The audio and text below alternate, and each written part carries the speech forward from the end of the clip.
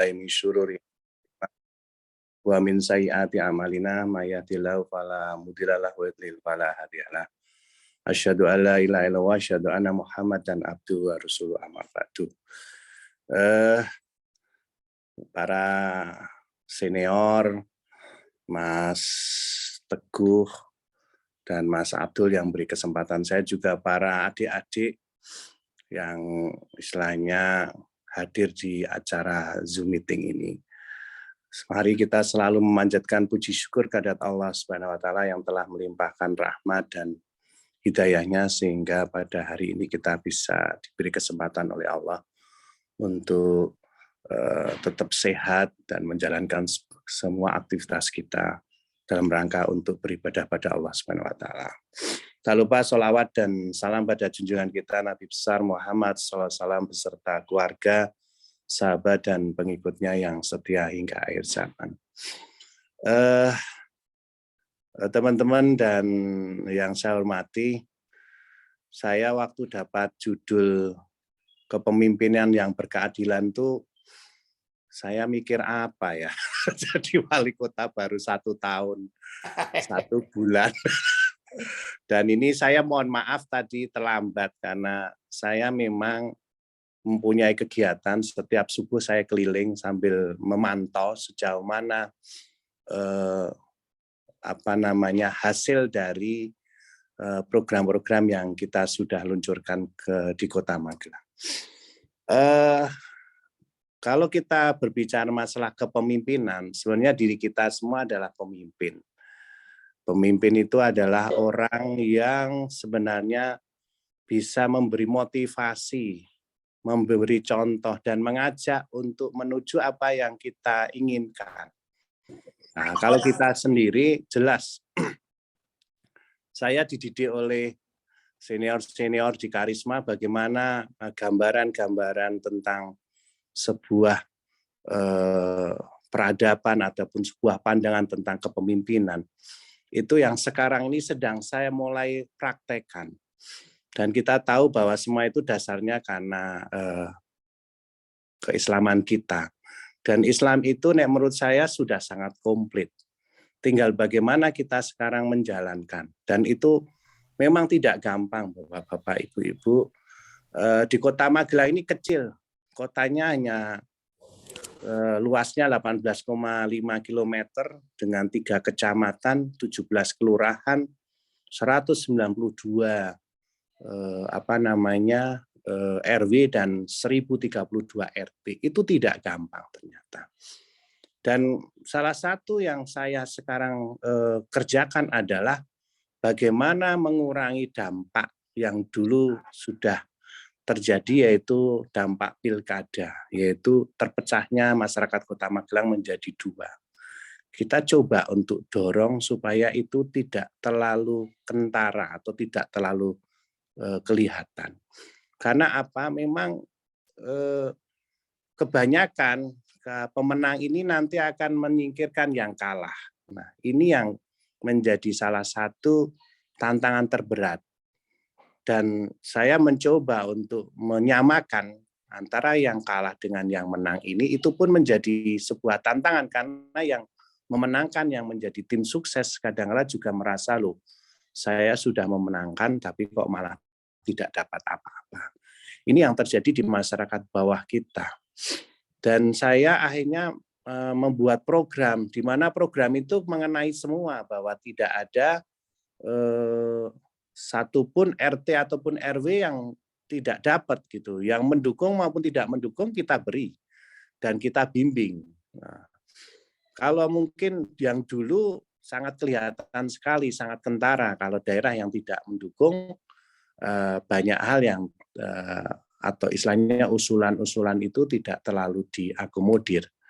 Dan semua itu hanya untuk mendapatkan suara. Nah ini, dan saya dalam masalah seperti ini mencoba untuk berbeda dengan karakter pemimpin yang sebelumnya.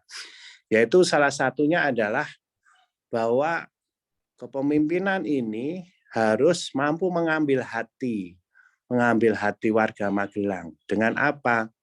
Ya dengan salah satu hadis Rasulullah yang sangat masyhur, yaitu Al-Insan Abdul Ihsan, bahwa manusia itu hamba kebaikan. Sehingga saya hanya mendorong itu, karena kita tahu bahwa manusia itu tidak mampu dibeli dengan harta kita, dengan kekuasaan kita nggak mampu.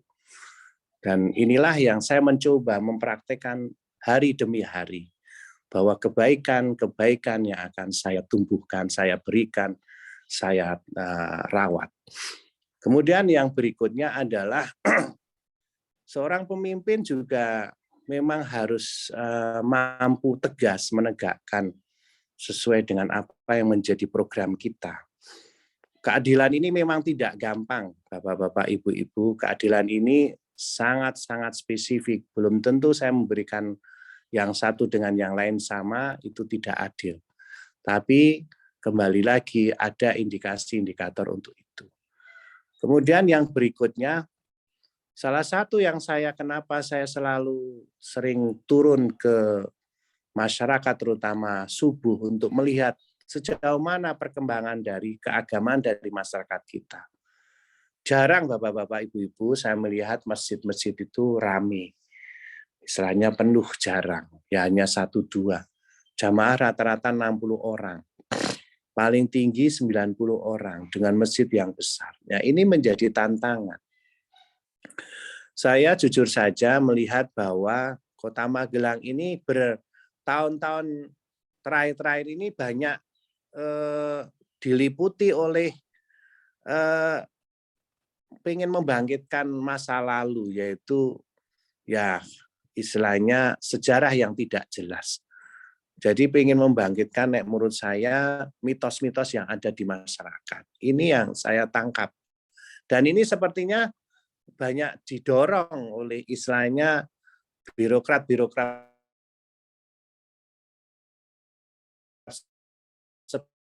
sebelumnya.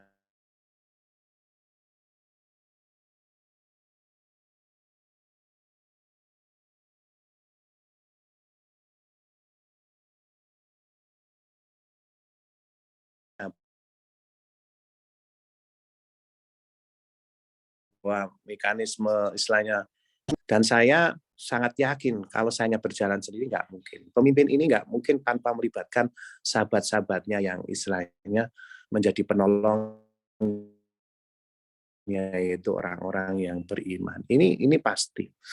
Dan kita juga yang kedua adalah yang sangat-sangat kental bahwa memang Magelang ini dicetak bagaimana orang itu memegang agama itu tidak pengen kencang-kencang. Nah, kencang-kencang itu apa? Ya, orang langsung menganggap radikal. Tapi kita buktikan bahwa kita sendiri sebenarnya semakin taat pada agama, semakin kita ini toleran. Nah, ini memang membutuhkan pemahaman bareng-bareng di antara kita.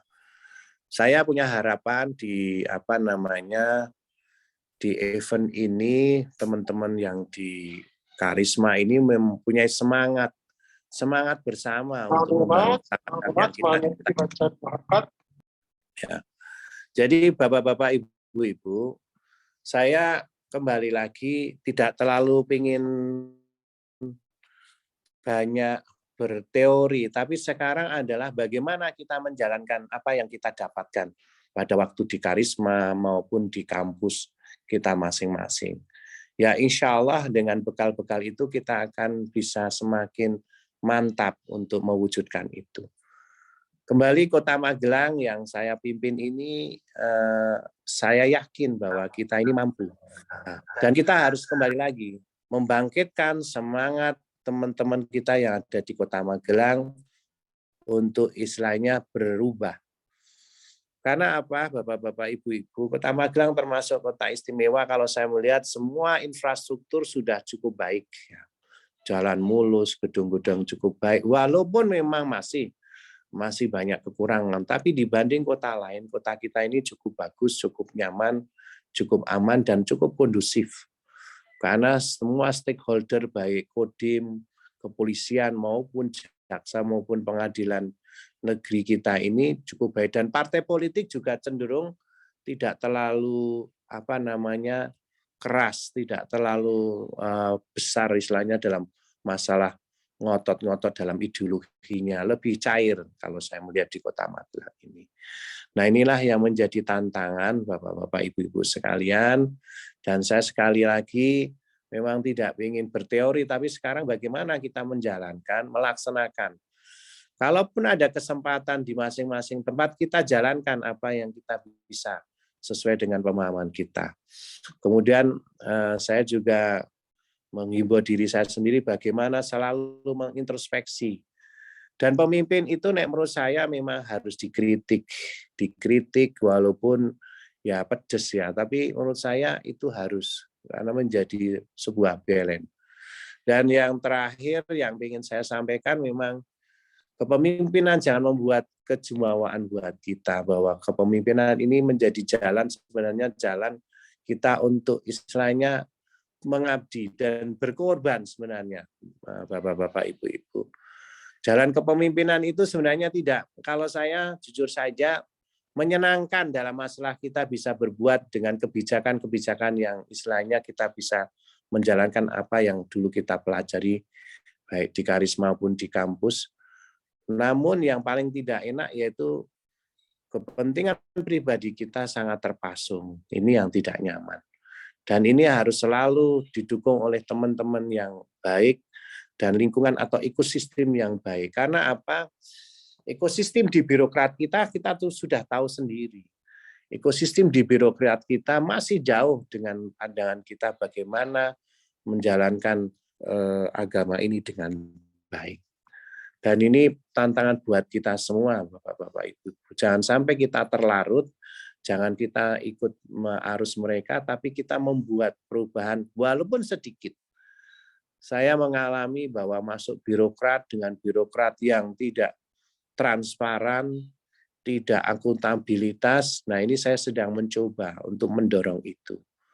Kota Magelang harus bisa lebih baik, makanya saya belajar, saya ikut juga mengajar dan mendampingi supaya sistem akuntabilitas dari Kota Magelang ini semakin baik.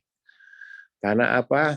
Saya melihat bahwa sistem akuntabilitas kita di Kota Magelang, terutama para birokratnya itu masih jauh. Dan harapan kita di tahun 22 ini dan tahun-tahun berikutnya kita ini bisa semakin baik. Dan saya dapat judul dari Mas Abdul, kepemimpinan yang berkeadilan ini, ya saya tinggal mempraktekkan, hanya hasilnya masyarakat yang nanti akan merasakan, Bapak-bapak, Ibu-ibu, apakah wali kota, wakil wali kota, dan birokrat sekarang ini sudah bisa memberikan rasa atau nuansa keadilan itu. Teori kita, saya yakin dengan umur kita semakin sudah cukup banyak. Dan sekali lagi, selalu saya mendorong diri saya sendiri bagaimana kita selalu minta untuk dinasihati, untuk diberi wawasan supaya kepemimpinan ataupun amanah yang sekarang diberikan kepada Allah pada saya ini bisa semakin baik. Dan terakhir, kembali lagi, saya terima kasih pada Bapak-bapak, Ibu-ibu. Saya tidak bisa memberikan banyak karena mungkin tidak sama dengan pembicara yang lain. Saya sekarang sedang mencoba mempraktekkan apa yang menjadi pelajaran yang di Karisma maupun di kampus, bagaimana menjalankan sebuah pemerintahan yang baik. Mungkin itu saja, Bapak-bapak, Ibu-ibu, kakak-kakak saya yang sudah membimbing saya. Sekali lagi terima kasih, karena bimbingan panjenengan semua ini sangat bermanfaat. Dan alhamdulillah, ya sedikit demi sedikit, walaupun masih banyak kekurangan. Itu saja mungkin dari saya. Mungkin nanti ada masukan yang bisa diberikan kepada saya. Sekali lagi, mohon maaf. Terima kasih. Billahi taufik wal hidayah. Wallahu muwaffiq ila thoriq. Assalamualaikum warahmatullahi wabarakatuh. Waalaikumsalam warahmatullahi wabarakatuh. Bersyukur kepada Mas Wali yang telah memberikan banyak wawasan, masukan, dan juga tentunya seputar bagaimana visi misi yang beliau emban. Dan perlu kami informasikan bahwa Mas Wali ini atau Mas Aziz ini adalah angkatan 91 dan dulu adalah ketua pengurus harian Karisma. Ya, jadi harusnya teman-teman di Karisma sangat tidak asing dengan profil beliau, ketua Bantara juga, sehingga leadership itu sudah dari awal sudah dibangun itu ya. Itu jadi saingannya Mas Abdul itu ya, sama-sama ketua Bantara itu ya. Lu dari salur neng kampung ya dur-duran itu biasa itu ya. Tapi sekali lagi bahwa perlu sedikit kami sampaikan bahwa pertama kita sampaikan bahwa ini tadi sangat menarik sekali karena ini kita sekarang teman-teman yang ada di luar Magelang itu akan merasa lebih at home begitu ketemu sama wali kotanya. Kita harapkan menjadi follow up yang bagus. Sehingga nanti akan menjadi lebih ini loh Magelang ternyata kita punya pemimpin baru sekarang ini wali kota kita betul-betul kita merasa dekat gitu ya. Dulu kita seorang ketua wali kota itu kita ada ya jama-jama arah ketemu aku tuh melalui banyak pintu ya. Tapi sekarang alhamdulillah karena ya mungkin bukan karena karisma ya, tapi karena insya Allah memang profilnya begitu sehingga kita merasa dekat dan bisa dengan mudah untuk mengakses berkomunikasi sehingga bisa memberikan masukan. Tapi tentu bahwa masukan dari luar menjadi sangat baik sekali buat perbaikan di Kota Magelang.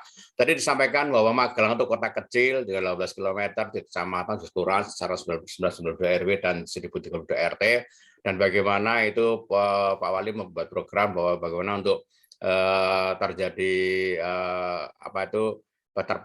potensi pecah belah di Magelang untuk dikelola dengan baik. Kemudian bahwa yang lain bagaimana pemimpin yang baik itu bisa mengambil hati rakyat, bagaimana rakyat Magelang, dan program dilakukan adalah keliling pagi tiap pagi muter-muter ke masyarakat. Itu turba ya kalau di dalam program DP itu turba, atau mungkin kalau di masyarakat itu pemimpin itu tiap hari untuk mengetahui kondisi masyarakat real tiap pagi ya, dari masjid ke masjid, dari kampung ke kampung. Dan kemudian bahwa pemimpin itu yang penting adalah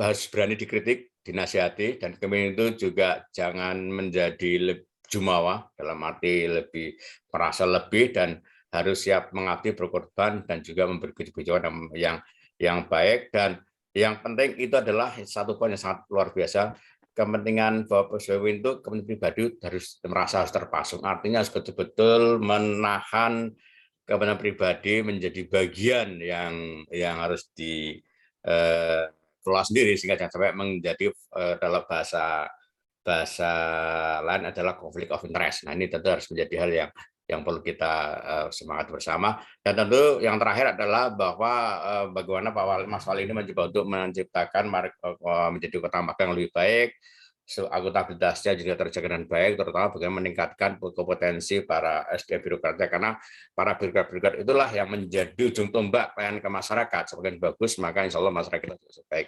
Baik, sampai itu yang kita seharian. Kemudian pertama yang udah naik tangannya ini adalah Mas Udin. Mas Udin adalah bagian Baitul Malnya Karisma, BMT Karisma. Monggo Mas Udin, silakan. Bismillahirrahmanirrahim. Assalamualaikum warahmatullahi wabarakatuh. Saya Udin dari BMT Karisma, kebetulan di divisi Baitul Mal. Saya sangat tertarik apa yang disampaikan Pak Wali, dan sepertinya perlu kami ikut bersinergi dengan pemerintahan Kota Magelang terkait dengan program kami di Baitul Mal lebih fokus pada pemberdayaan. 3 fokus kami di pemberdayaan adalah pemberdayaan berbasis masjid, kemudian pemberdayaan berbasis ekonomi, dan yang ketiga adalah berbasis keluarga. Dan ini yang menjadi fokus kami dalam memberdayakan masyarakat, terutama di Kota Magelang karena domisili kami di Kota Magelang. Mungkin saya berharap ke depannya bisa bersinergi dengan pemerintahan Kota Magelang dalam memberdayakan masyarakat, terutama kaum duafa yang ada di Kota Magelang. Mungkin seperti itu Pak Wali. Terima kasih. Assalamualaikum warahmatullahi wabarakatuh. Waalaikumsalam warahmatullahi wabarakatuh. Jadi ini belum bertanya, tapi ini mungkin untuk minta akses untuk bisa bersilaturahmi bersama, terutama peran-peran BMT Karisma di bidang Baitul Mal untuk berperan di Magelang. Dan alhamdulillah kemarin Pak Wali juga sudah sangat kenal dekat sekali dengan teman-teman di Karisma. Baik, nah monggo nanti sebelum Mbak Vidi, Mas Wali ada tanggapan? Monggo. Ya, Mas Udin, memang BMT Karisma dan juga mungkin yang lain ini sangat dibutuhkan sekali memang gerakan-gerakannya, terutama dalam melawan kemiskinan. Dan juga mungkin program-programnya nanti akan bersinergis dengan teman-teman kita yang ada di Sperindak. Walaupun kita tahu ini, saya memang belum banyak menggeser Bapak-bapak, Ibu-ibu. Kondisi birokrat di Kota Magelang belum bisa bergerak cepat karena memang menghadapi birokrat. Karena kalau saya ibarat birokrat itu partai politik yang tidak pernah kalah. Siapapun yang menang, dia itu tetap istilahnya menjadi salah satu komponen yang sangat vital. Nah, saya mencoba untuk merangkul mereka, untuk menggerakkan mereka. Ya, walaupun gerakan itu tidak bisa cepat sekali, namun sudah mulai kelihatan. Nah, ini diharapkan, monggo Mas Udin, kita nanti ketemu ataupun kita sering diskusi untuk memecahkan persoalan yang ada di Kota Magelang. Kota Magelang kecil, yang miskin itu hanya satu kampung kalau kita hitung. Sekitar 9.000. Jumlah penduduk kita 127.000, sedangkan KK yang di Kota Magelang ada 44.000. Nah, ini yang menjadi modal ataupun menjadi sasaran kita. Dan saya memang menggerakkan bagaimana kemiskinan ini bisa teratasi dengan cara pemberdayaan. Hampir 90% bantuan dari pemerintah wujudnya itu kadang-kala balsem tadi. Jadi orang tidak membuat bergerak tapi bertahan. Nah, inilah yang menjadi salah satu PR buat Kota Magelang, dan saya yakin dalam 2024 perubahan perilaku, perubahan karakteristik sudah mulai kelihatan. Hari-hari ini mereka sedang bergerak di tiap RT, per tiap RW itu sudah mulai pusing karena dengan adanya rodanya Mas Bagio itu kita punya 9 program unggulan. Saya mencoba meringkas dari visi misi ini jadi 9 program unggulan, dan ini harus tercapai dalam pemerintahan 3,5 tahun ini. Mudah-mudahan Allah mau memudahkan. Kembali ke Mas Udin, monggo.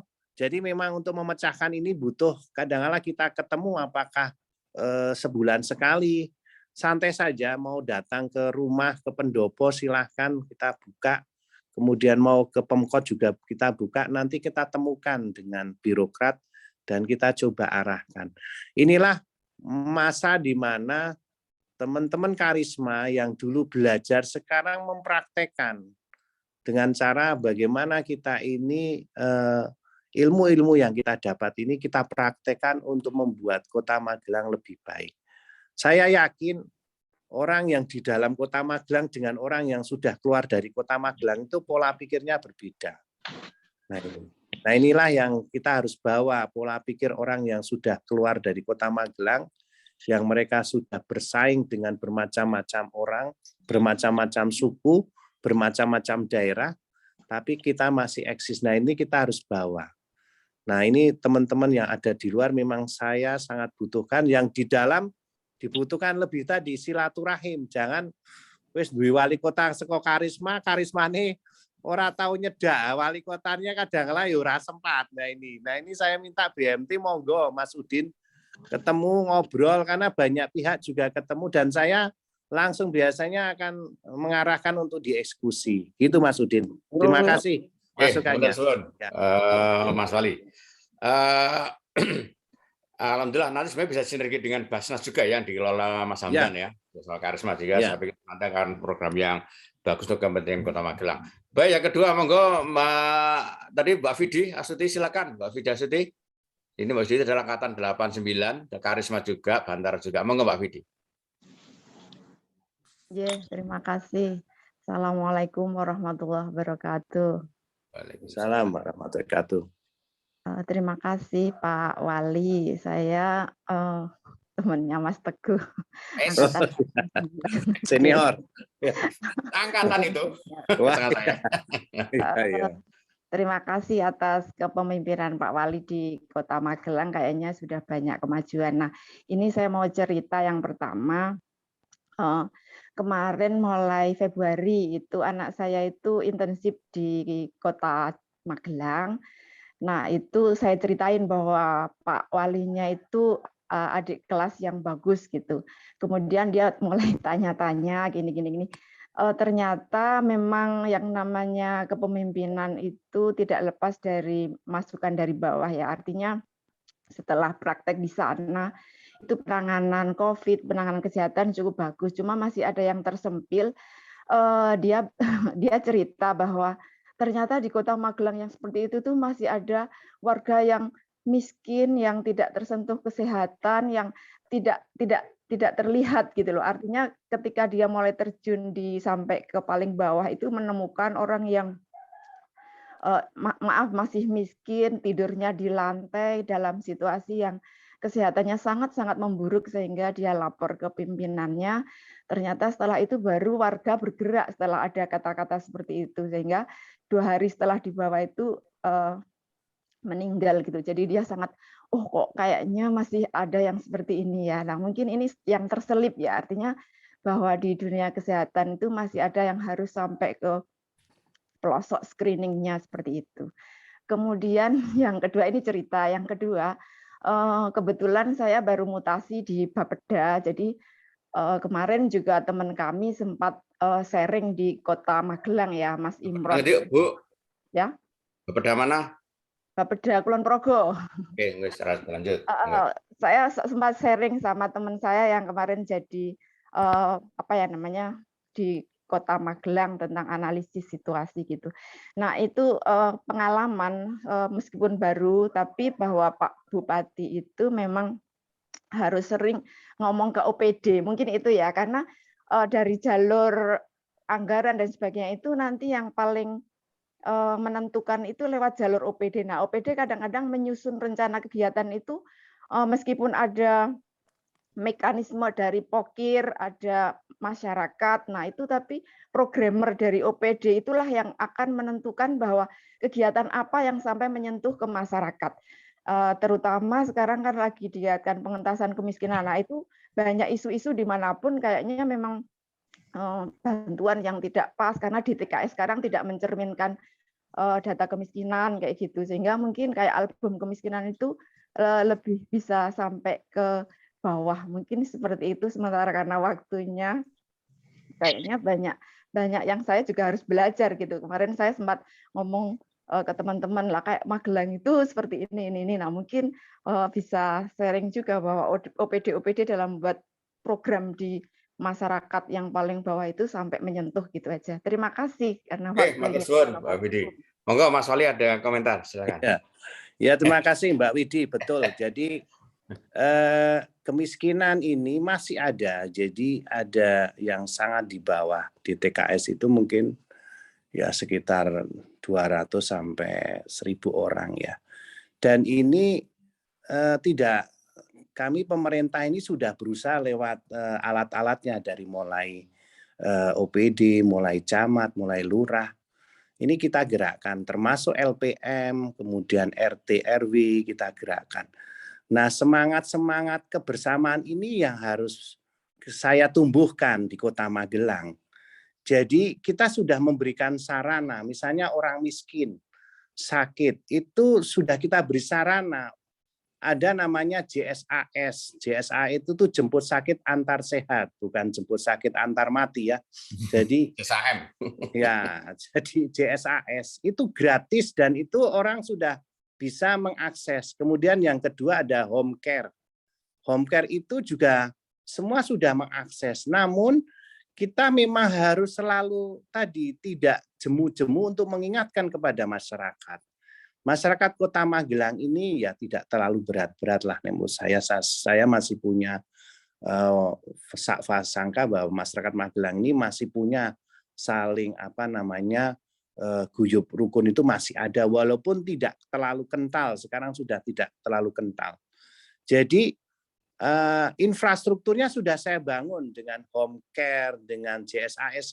Namun ya tadi masih ada 1-2 yang meleset karena ketidakpedulian dari masyarakat sekitar. Nah ini yang sekarang lagi saya bangun. Jadi Kota Magelang ini, Bapak-bapak, Ibu-ibu, itu dibangun baru superficialnya saja. Jadi bagus kotanya di luar, tapi di dalam belum. Nah kita sekarang sedang mengarah ke sana, membangun mentalitas, membangun prasarana yang di dalam. Dan memang Kota Magelang sangat kritis warganya, saya mengakui. Kemudian tentang OPD, betul Mbak Widi, jadi saya bertemu dengan OPD ini atau para birokrat itu pola pikirnya adalah menghabiskan anggaran, bukan berbasis kinerja. Wah ini setengah mati saya. Kalau saya dari orang swasta, saya jelas berbasis kinerja. Targetnya apa, hasilnya apa, dan kapan harus tercapai. Itu saya menghadapi pola yang menurut saya tidak gampang. Karena apa? Mereka sudah terbiasa anggaran sekian, saya habiskan selesai. Sedangkan daya istilahnya ungkit ke masyarakat tidak maksimal. Ya oke lah kita mendapatkan penghargaan, misalnya penghargaan Adipura sampai Adipura Kencana, kemudian macam-macam, tapi tidak substansial. Dan inilah menjadi tantangan. Makanya yang berikutnya, yang ini mungkin bagi teman-teman, saya tidak pernah berpikir untuk menjabat lagi, tapi akan saya selesaikan. Niat saya itu hanya seperti itu. Dan saya akan menyiapkan kepemimpinan berikutnya untuk yang lebih baik. Banyak orang berpikir bahwa memimpin itu 2 kali akan selesai. Enggak pernah selesai, Bapak-Bapak, Ibu-Ibu. 2 periode itu tidak selesai. Mungkin kalau selesai kalau sudah sampai mati. Ya. Nah, kadangkala kepemimpinan ini terbuai. Saya sekarang sedang mendorong para pemimpin-pemimpin asli di Kota Magelang yang memang tinggal di Kota Magelang untuk mendorong. Saya ini kan, kalau saya istilah pada teman-teman kan pemain cadangan, Bapak-Bapak, Ibu. Saya sudah 35 tahun meninggalkan Kota Magelang, dan Kota Magelang bukannya semakin baik dalam masalah warganya semakin berdaya, tidak. Hanya kotanya seperti dicat bagus luarnya, tapi dalamnya belum berdaya. Itu yang saya hadapi. Tapi sekali lagi saya tidak pernah putus asa, dan ini menjadi tanggung jawab kita bersama untuk mempersiapkan diri. Nah itu loh, saya selalu ngatakan sama teman-teman yang ada di Kota Magelang, Anda yang harus siap memimpin Kota Magelang. Kalau saya ini kan sebenarnya orang luar, sudah 35 tahun meninggalkan Kota Magelang, dan saya melihat semakin banyak non-sewu ya, khurafat, semakin banyak tidak ilmiahan, itu muncul semuanya, Bapak-Bapak, Ibu-Ibu. Kita tahulah, kita yang sering dulu naik Gunung Tidar, di sana seperti apa. Tapi itu memang tidak bisa dipisahkan dengan ekonomi, karena itu ternyata untuk menciptakan legenda yang ada ekonominya. Karena wisata itu menciptakan narasi-narasi yang dimana kesejarahannya saja tidak bisa dibuktikan. Ini yang terjadi di Kota Magelang. Mungkin di kota-kota lain juga terjadi. Bahkan akan membangkitkan mitos-mitos yang ada di daerah. Dan ini ya saya sementara monggo. Tapi saya menggiring masyarakat untuk realistis. Dan tadi saya hanya mendorong fokus, yaitu bagaimana mereka guyub rukun dulu, saling istilahnya welas sesama, sama lumo. Itu saja. Yang lain masih nanti kepemimpinan berikutnya. Karena kepemimpinan ini tidak bisa hanya berhenti. Ke depan harus ada orang yang melanjutkan. Dan ke depan lagi, karena apa? Kepemimpinan yang sudah kita di tangan seperti ini, alhamdulillah alumni Karisma jadi wali kota ya. Ke depan juga harus ada yang mampu istilahnya betul-betul meneruskan program yang saya sekarang jadi andalan adalah program 30 juta per tahun per RT. Itu pemerintah kota menurunkan 30 miliar per tahun ini. 2022, 2023, 2024. 2021 tidak bisa karena RPJMD-nya miliknya wali kota lama. Saya baru mulai melaksanakan ini adalah di 2022, 2023 dan 2024. 2024 sudah selesai pilihan legislatif baru dan pilkada baru. Inilah yang menjadi catatan. Dan saya betul Bu, Mbak Widi, kemiskinan ini belum selesai sampai kapanpun. Dan saya yakin saya hanya bisa mengurangi dengan cara apa? Ya pemberdayaan masyarakat. Nah ini saya harus betul-betul merangkul semua, baik dari dari Tionghoa, pengusaha Tionghoa, dari pengusaha non-Muslim. Nah, yang Muslim sendiri, ini saya terbuka saja, sampai hari ini saya belum ketemu dengan para pengusaha Muslim yang kuat. Kalau pengusaha Tionghoa saya sudah sering, karena memang di Kota Magelang ini yang kuat adalah pengusaha Tionghoa. Dari semuanya, dari Artos, Atria, Shopping, ke Puri Asri, kemudian banyak, dan tempat-tempat yang heritage sekarang juga sudah dikuasai oleh beliau-beliaunya dari Tionghoa. Ini yang tidak gampang. Gitu, Mbak. Jadi merubah mindset dari menghabiskan anggaran membuat kinerja yang memang menghasilkan. Itu aja. Oke, matur suwun Mas Wali, luar biasa responnya dan tentu ini semoga jadi lebih baik. Kami teruskan, saya nun sewu ini minta maaf nih, saya ingin mendahulukan yang perempuan dulu tuh, ada Mbak Wulandari, tidak mengurang-urang seperti yang lain yang senior. Monggo Mbak Dari, silakan Mbak Dari. Halo Mbak Dari. Oh, Mbak Wulandari. Assalamualaikum warahmatullahi wabarakatuh. Silakan. Selamat pagi semuanya. Selamat pagi Pak Wali. Ya, selamat pagi. Meningkatnya Mas, saya tuh sebagai Mas kebiasaan. Yang menjadi konsen saya adalah ini Mas, mengenai Masjid Agung Kauman itu. Karena saya orang Kauman nih Mas. Jadi saya ada di grup Kauman. Terus kemudian saya juga melihat tidak ada yang signifikan yang bisa membuat masjid itu seperti saat kita dulu waktu masih Karisma. Nah, saya ingin tanyakan adalah hukum bagaimana biar manajemen masjid itu menjadi bisa lebih modern, atau SDM yang mengelolanya itu bisa lebih terbuka. Biasanya kan saat ini hanya dipegang oleh orang-orang intern Kauman nih Mas. Nah, itu saya berharap karena Pak Walinya dari Karisma, paling tidak pandangannya untuk manajemen masjid itu menjadi seperti lebih modern itu kendalanya di mana gitu Pak Wali? Oke, matur suwun, monggo Mas Wali. Ya.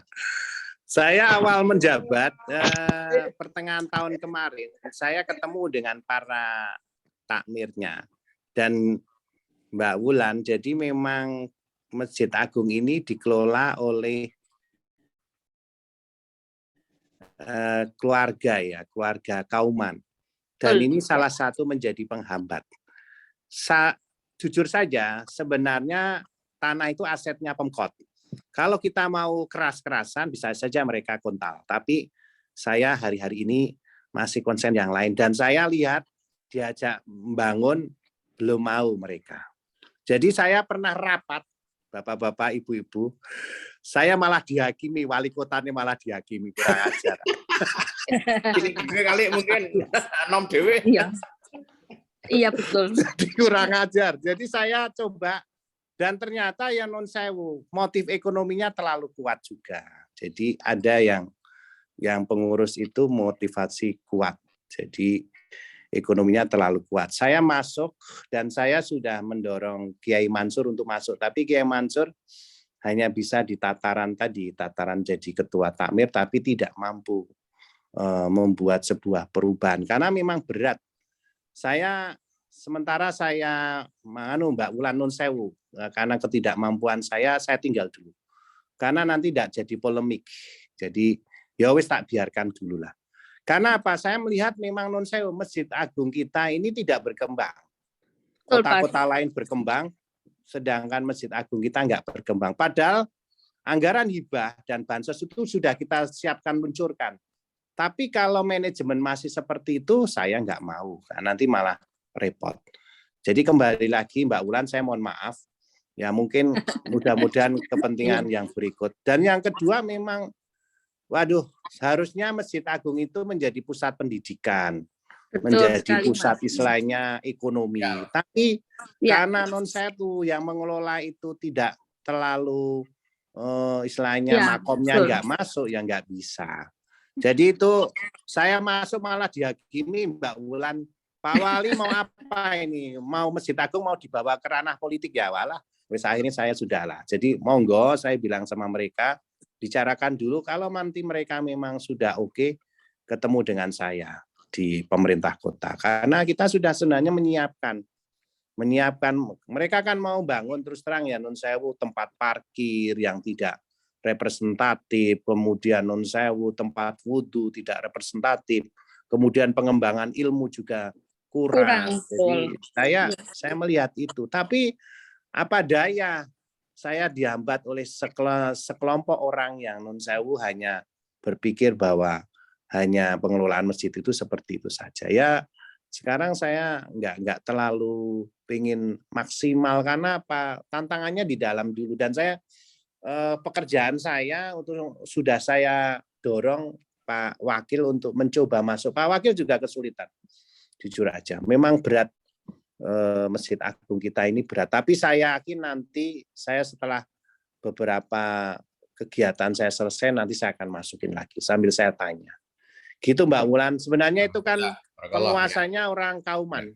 Betul sekali. Nah, itu sekedar informasi sedikit Mas, saya sampai sama beberapa orang Kauman juga bilang yang sudah merantau nggak usah ikut urus-urusan gitu kan. Terus kami yang di orang Kauman yang merantau kemudian seperti yuk kita bikin yayasan aja deh, paling tidak kita support dananya. Tetapi kemudian sepertinya apa yang kita inginkan dari dana yang kita kumpulkan itu juga wah kayaknya ini bakal mubazir nih, akhirnya kita juga off. Terus kemudian waktu itu saya ngobrol sama Bobby kan Mas, terus Bobby bilang ya udah nanti coba Bismillah Mas Aziz bisa. Oh ternyata memang alot. ya luar biasa itu, padahal jika bakalnya karisma di situ loh. Iya betul Mas. Maksudnya kan kalau istilahnya memang itu menjadi perjuangan kita selanjutnya, ya ayolah gitu kan. Ya setuju. Ya itu PR besar itu nanti ke depan. Saya pikir itu PR bersama itu ya. Bagaimana mereka masuk dari perspektif. Ya udah, matur nuwun Mas. Ya, matur suwun Mbak dari atas apa itu masukan dan mungkin nanti program Pak Wali tantangan tersendiri. Baik, ini saya bacakan dulu yang di chat nanti sambil lain. Pertama dari Mas Azhari. Pertama bahwa Assalamualaikum warahmatullahi wabarakatuh. Mas Wali cintanya pengen tahu bagaimana kabar Bapak Wakil Wali Kota Pak Mansur, bagaimana bagian tugasnya, matur suwun. Yang kedua dari Profesor Mas Fahmi Amhar. Mas Fahmi itu adalah angkatan 86 ya. Itu ada penelitian yang menemukan bahwa di antara kelemahan pejabat publik yang dipilih secara politis ada 4 hal, yaitu pengenalan pada regulasi di tengah rimba regulasi yang ada saat ini. 2, pengenalannya pada personalia atau birokrat dan bagaimana mekanisme yang legal untuk menyegarkan personalia. 3, pengenalannya pada anggaran dan mekanisme untuk meningkatkan efektivitas dan efisiensi anggaran agar tidak terjebak dalam kasus korupsi. Dan yang keempat adalah kemahirannya berkomunikasi, terutama terhadap pihak-pihak yang berseberangan karena terpecah dalam pemilu. Nah, dari tempat ini mana yang tantangan yang dirasakan terbesar buat Mas Wali? Monggo Mas Wali. Ini tapi yang Pak Hari dulu ya tadi sebelumnya tentang posisi Pak Wakil Wali Kota. Karena mungkin gaungnya hampir sama dengan gaungnya Wakil Presiden kita kali ya. Nggak kelihatan. Monggo. Jadi beliau itu wakil wali kota adalah sebagai pengawas dari pembangunan. Jadi semua program-program dari pembangunan, program kita itu harusnya wakil wali kota selalu mensupport. Kemudian yang kedua, beliau juga menjadi salah satu atau orang yang bertanggung jawab dalam penanggulangan kemiskinan. Kembali saya menyadari awal beliau saya pilih menjadi wakil wali kota adalah untuk menutupi kelemahan saya. Di perjalanan kita dorong dan bahkan saya setiap surat-surat yang masuk semua harus lewat beliau. Jadi saya ajak beliau untuk betul-betul tahu semua tentang yang ada di Kota Magelang. Namun ya kembali lagi beliau karena kiai ini berbeda dengan kita. Pola pikirnya beliau sangat lembut dan beliau tidak mudah untuk konfrontatif. Padahal dalam pemerintahan tetap pasti dibutuhkan sebuah keberanian untuk mendobrak atau konfrontatif. Jadi saya memberikan peran dan ya memberi peran seluas-luasnya. Hanya kembali kalau beliau ini luar biasa lah menurut saya tidak bisa terlalu memaksa. Misalnya Pak Wakil, saya ingin 2023 kemiskinan sudah turun sekian, itu tidak bisa ternyata. Beliau harus saya dorong terus. Dan ya kembali lagi kalau beliau menyampaikan ke saya, Pak Wali saya ikut saja, itu saja. Tapi pada prinsipnya beliau sangat support dan saya juga tidak ingin membebani beliau. Dan memang akhirnya semua ya saya tackle gitu, dengan dibantu dengan birokrat-birokrat yang memang mau berubah. Kemudian yang pertanyaan dari Mas Fahmi, memang tidak gampang, Mas. Orang seperti saya, seorang dokter spesialis konsultan, tiba-tiba masuk di birokrat yang regulasinya sangat rigid dan tidak mudah. Lebih enak di swasta, Mas. Saya jujur saja membuat sebuah keputusan, misalnya gerakan sayang istilahnya anak yatim, saya membuat perwal aja tidak gampang, karena ternyata regulasi yang di atas tidak memungkinkan. Kemudian kita mau buat perubahan-perubahan yang berbeda, itu juga nanti tertabrak dengan regulasi yang ada. Tapi pada prinsipnya kita butuh inovasi.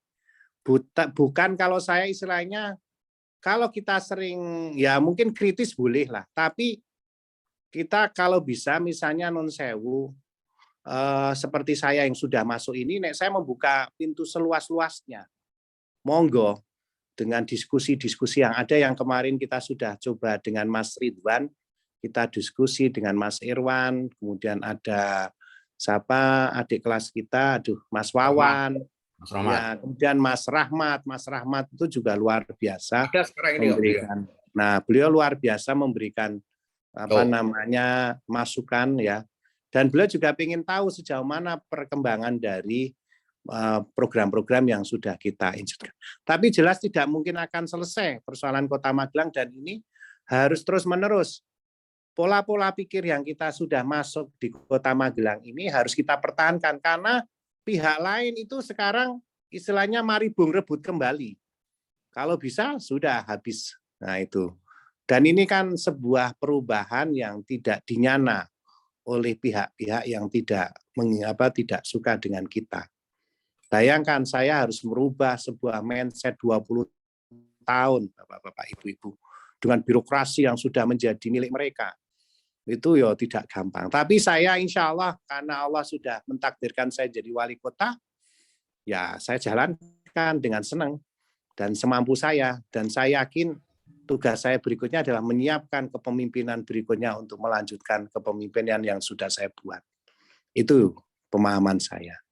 Dan ini butuh bantuan dari teman-teman, termasuk sekarang ini kita tidak bisa berpikir bahwa kita hanya bisa di luar, tapi kita harus sama-sama memikirkan bagaimana lembaga politik yang akan kita dukung itu harus. Karena apa? Kita tahu politik itu seperti itu. Nun sewu bagi yang tidak sepakat, ya saya mohon maaf. Tapi saya sampai hari ini untuk langkah ke arah kekuasaan ya memang harus di politik, walaupun belum sempurna. Dimanapun kekuasaan itu dengan kekuatan yang sekarang ada tidak sempurna. Itu saja yang saya inginkan. Karena apa? Sekarang dibutuhkan orang-orang yang mau berkorban, meluangkan waktunya, meluangkan hartanya, bukan sebuah daerah. Nah ini khususnya saya kok kebetulan dapat Magelang. Ya ini saya cerita sedikit.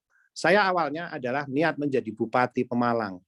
Karena saya bekerja di sana lama dan birokrasinya lebih berat dibanding Kota Magelang.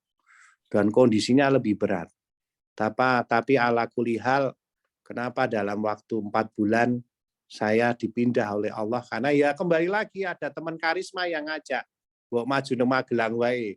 Bayangkan 4 bulan menyiapkan untuk istilahnya kampanye, menyiapkan untuk merangkul semua warga Kota Magelang untuk memenangkan istilahnya pilkada ini. Itu saja, Bapak. Dan ini belum selesai.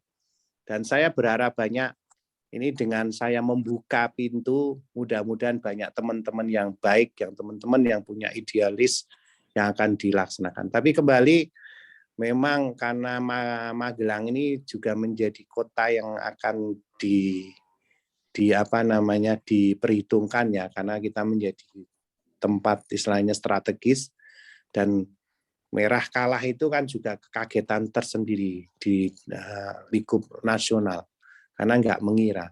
Dan saya harapkan ini akan berlanjut terus sampai di mana kita ini bisa dimenangkan oleh Allah di semua daerah yang ada. Itu saja. Oke, Pak Tersuar, Mas Wali. Atas apa itu komentar dan baliknya, dan tentu ini memang sudah menjadi tantangan tersendiri ya untuk menjadi pemimpin.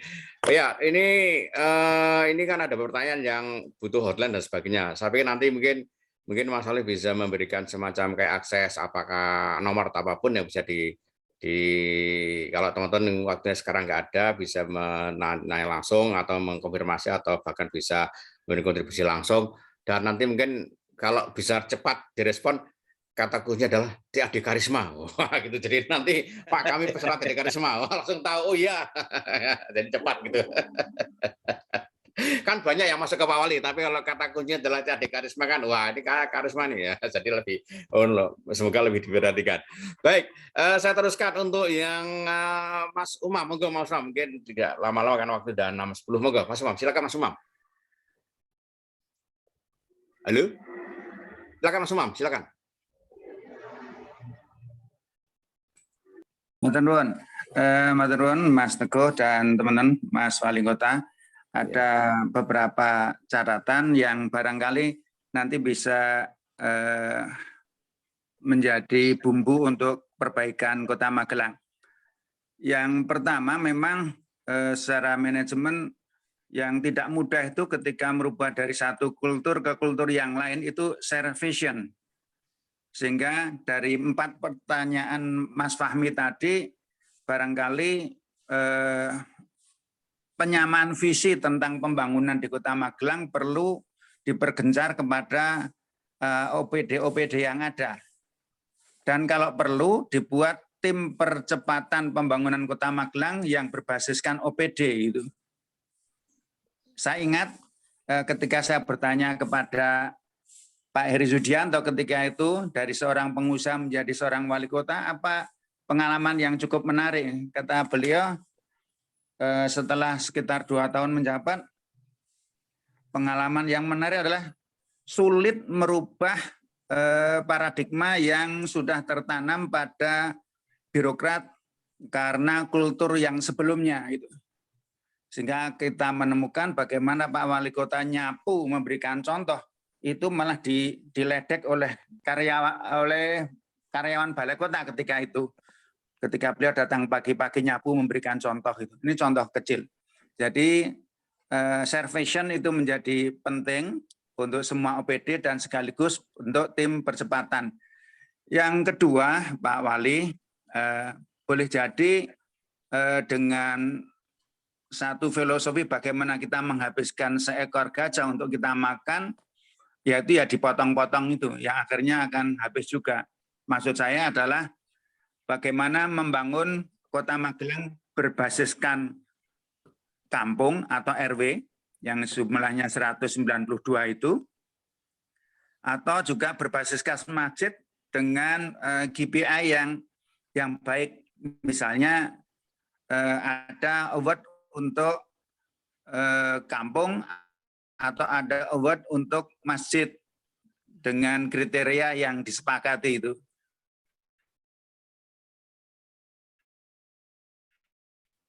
Ini sekaligus untuk menyiapkan volunteer. Kalau berangkat dari gerakan yang ada di Korea, itu menyiapkan istilahnya itu para pejuang, para patriot di tingkat desa kalau di Korea. Kalau nanti di Magelang mungkin dengan basis masjid atau dengan basis kampung gitu ya. Yang selanjutnya bahwa memang untuk istilahnya hal yang belum sejalan dengan kita dengan istilah menghidupkan takhayul bid'ah dan khurafat memang harus juga bisa dilawan secara ilmiah juga gitu ya, secara ilmiah, sehingga memang menghadirkan wacana-wacana yang menyegarkan baik dengan latar belakang birokratnya, para pemimpin lokal di tingkat kota, kabupaten atau gubernur yang bagus, itu bisa dihadirkan ke masyarakat Magelang, dan juga wacana-wacana bagaimana menjadi Muslim yang modern, Muslim yang melayani, Muslim yang memberikan rahmat bagi sekitarnya. Saya rasa ini hal yang penting yang barangkali bisa dilakukan. Saya rasa itu, matur nuwun. Matur nuwun Mas Umam atas masukan dan beberapa kontribusinya. Sekali lagi tambahkan chatnya ada dari Mas Catur. Apa yang Mas Wali ingin buat tetapi tidak bisa terwujud karena keterbatasan sumber daya yang tersedia. Mungkin masih relevan juga dengan apa yang dari Mas Umam. Monggo, Mas Wali, mungkin ini sesi akhir nih, sudah 6.15. Silakan. Iya. Jadi kembali lagi, Mas Umam, betul. Jadi memang membuat perubahan kultur itu tidak gampang. Tapi saya sangat optimis, insya Allah dalam 3,5 tahun saya bisa membuat sebuah perubahan walaupun mungkin tidak terlalu banyak. Dan ini adalah tugas kepemimpinan berikutnya. Yang kedua adalah memang saya sepakat tadi, saya malah terinsight. Jadi memang nanti memang kita kroyok nanti tentang istilahnya berbasis dengan kampung. Karena kampung-kampung kita juga tidak banyak, 192 kampung yang mudah-mudahan nanti kita coba fokuskan. Karena masing-masing kampung juga punya spesifik sendiri-sendiri. Dan nanti mungkin modelnya akan kita kroyok, kita coba nanti dengan teman-teman dari perencanaan untuk merancang ke sana. Kemudian tentang Mas Catur, banyak Mas Catur sebenarnya hari ini memang belum semua ya. Saya sekarang fokusnya sekarang ini terutama yaitu dengan pemberdayaan Kota Magelang. Memang rodanya Mas Bagio ini menjadi salah satu tonggak di mana itu menjadi landasan ke depan kepemimpinan yang berikutnya bagaimana mengembangkan Kota Magelang semakin baik. Karena anggaran APBD kita tidak terlalu besar tapi sangat cukup menurut saya. Sangat cukup dan insya Allah tinggal bagaimana mengalokasikan. Dan dulu kita diketawain waktu kita mau mengucurkan 30 miliar per tahun buat Kota Magelang ini, diketawain, apa mungkin gitu, apa ada dananya? Ternyata ada. Dan alhamdulillah di 2022 ini kita bisa menekan memang defisitnya tidak terlalu besar dibanding kota lain. Kita masih defisit sekitar 70 miliar ya. Dan ini kita akan tekan karena non sewu memang 40% ini kebanyakan habis di barang dan jasa, kelemahan dari kita. Dan yang juga tadi Mas Catur bilang bahwa apa? Ya, saya baru mulai menata ini karena anggaran-anggaran yang sekarang itu memang anggaran yang dari pemerintahan saya dengan Kiai Mansur. Kalau yang sebelumnya masih gabungan dengan pemerintahan yang sebelumnya. Tapi kalau sekarang sudah dan kita baru nanti bisa mengevaluasi di 2002 akhir atau 2023 awal. Mungkin itu saja Mas Teguh. Ya, itu pertanyaan Mas Catur sebenarnya ada keinginan untuk memberikan kontribusi ini, Mas Wali. Kesempatan. Wah, kalau berarti kan pertanyaan keterbatasan sumber daya tersedia lah. Berarti kan mau nggak mau nih beliau kayaknya akan buka keran ini sumber daya beliau butuhkan. Ya, memang banyak yang pengen nyengget namanya DAU, DAK, DID nyengget. Tapi kembali lagi kalau saya kembali lagi monggo kalau memang ada ya kita akan kerjakan. Kalau enggak kita mencoba mencari sumber-sumber daya lain seperti pembangunan ini kan untuk Magelang tidak hanya butuh dari dana luar saja, tapi di dalam yaitu dengan adanya Basnas, kemudian CSR itu bisa kita juga pakai untuk membangun. Dan saya masih rasa cukup karena pembangunan kita sudah sebenarnya di era di mana kita nggak perlu membangun yang besar-besar karena sudah paling nanti rumah susun ya yang kita butuhkan itu ya. Itu pun karena ya tadi kekompakan di warga ini belum maksimal gitu loh. Nek kalau saya masih mandang seperti itu. Saya polanya selama saya duitnya segini ya saya kerjakan segini dan saya yakin kalau kita merasa cukup ya cukup. Karena kota ini kan berlomba-lomba proyek pusat, proyek dan sebagainya. Tapi alhamdulillah kita nggak nyari proyek pusat pun kita dapat misalnya kayak flyover yang sekarang sudah mulai groundbreaking sudah mulai. Tapi ya balik kalau memang Mas Catur bisa memberikan ya nanti monggo saya diberi akses atau diberi info. Memang sampai hari ini saya belum mengirim orang-orang untuk ke Jakarta untuk nyengget itu belum. Karena buat saya dana yang ada ini saya masih merasa cukup. Seperti kasus kita ini mau pindah, ya ini saya beritahu bahwa kemungkinan besar kantor kita pindah yaitu di kantor BLK yang dulu tempat kita tryout. Oh iya. Pendoponya kita. Alun-alun ya, utara. Iya. BLK ya. Wah itu ya. malah strategis tuh, kita warganya itu. Bagus tuh. Jadi alhamdulillah Depkyu sudah memberikan lampu hijau dan ini kita sedang tindak lanjuti. Karena memang ini menjadi persoalan juga bagi Kota Magelang dengan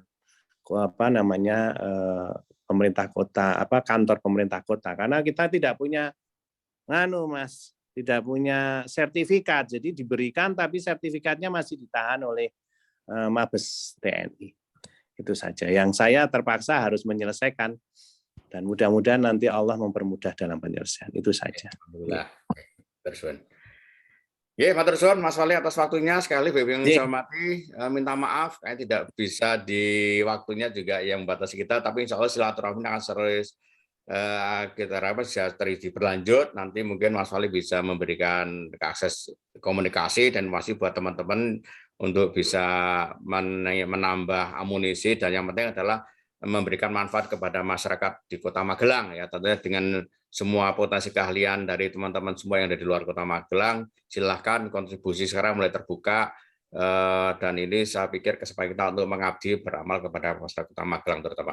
Baik Bapak Ibu semuanya, terima kasih atas waktunya dan nanti ke depan mohon maaf nanti tadi ada beberapa usul bahwa ke depan ini untuk hari besok itu nanti nama-nama itu diperlengkap, syukur-syukur ada nama kalau untuk angkatan berapa begitu biar kita jadi lebih tahu mengenal lebih jelas.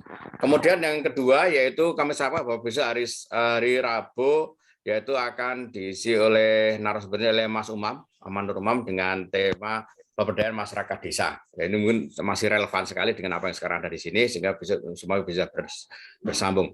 Baik, sekali lagi kami atas nama teman-teman di balik layar Mas Abdul dan Mas Ridwan kita mohon maaf kepada rekan semua kalau ada kurangannya. Baiklah, kita tutup dengan bacaan penutup masjid bersama. Bismillahirrahmanirrahim. Subhanakallahumma wa bihamdika asyhadu an la ilaha illa anta astaghfiruka. Salam sukses selalu Mas Wali, sehat-sehat selalu. Sekian. Assalamualaikum warahmatullahi wabarakatuh. Terima kasih Mas Aziz. Matur nuwun. Matur suwun Pak Wali. Mas Wali hadir. Kasih. Ya. Sing kudu ngantor, udah mangkat. Ayo, udah mangkat sing ngantor. Aku ngantor turu ya. Tetawa. Aku meneh ora apa-apa kok. Kantore ning Aku turun nahi aku. Alah. Edul.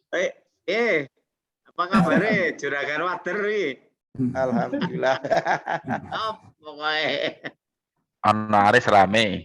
Amin. Assalamualaikum. Jam 8 ngantor. Waalaikumsalam Pak Profesor.